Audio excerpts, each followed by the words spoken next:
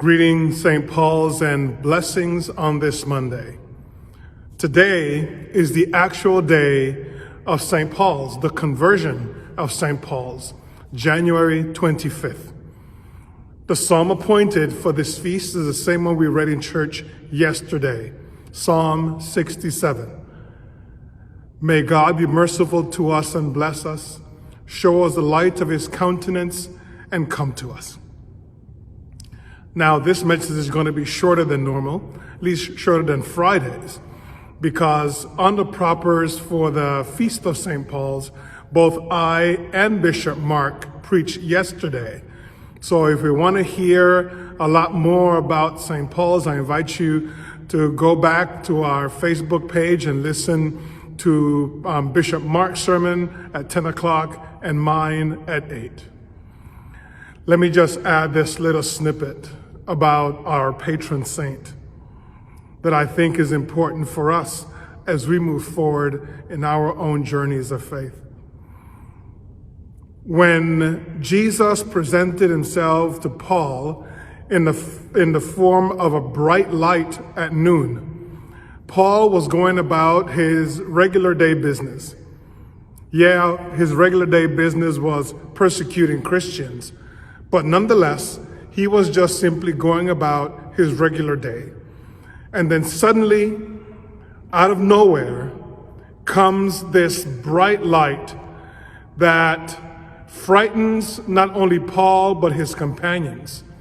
And it turns out to be Jesus speaking to him and calling him to stop persecuting him by not persecuting his followers, the church.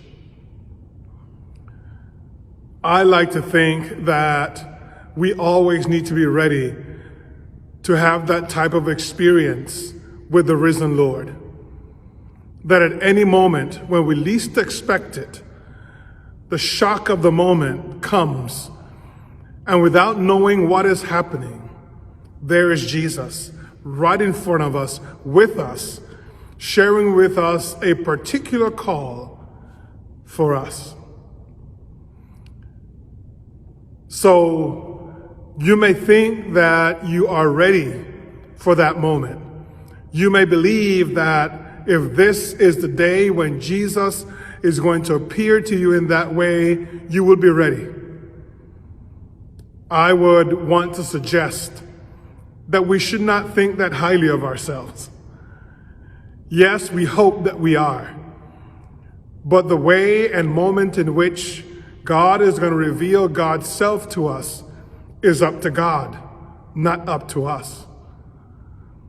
Just like when we read about the boy Samuel a week ago, when God presented himself to him 3 times and Samuel did not recognize him.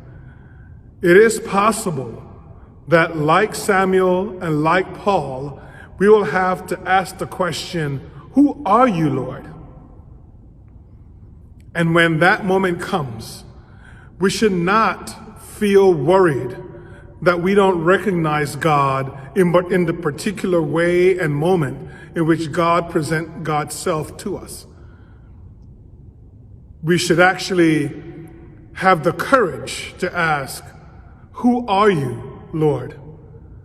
And give God the opportunity to speak of who God is, of who we are in the eyes of God, and the ministry or ministries to which God is calling us. So, my beloved, may this festivity of St. Paul's find you ready to be surprised by God, ready to be shocked, and to be put in a place of awe and wonder at the appearance of God before your very eyes. And when God comes to you and calls you to a particular ministry, like the boy Samuel, like Paul, and so many others who have come before us, our response should be, yes, Lord, let it be with me according to your word, like Mary said when she was visited by God's angel.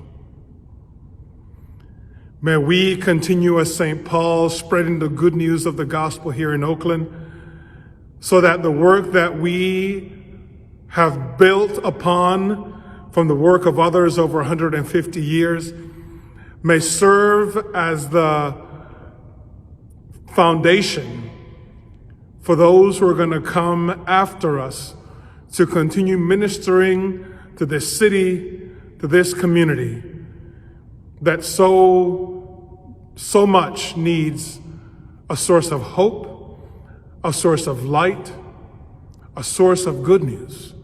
And we have the good news of God in Jesus Christ to share. Blessings, and may God's grace continue to strengthen you and guide you.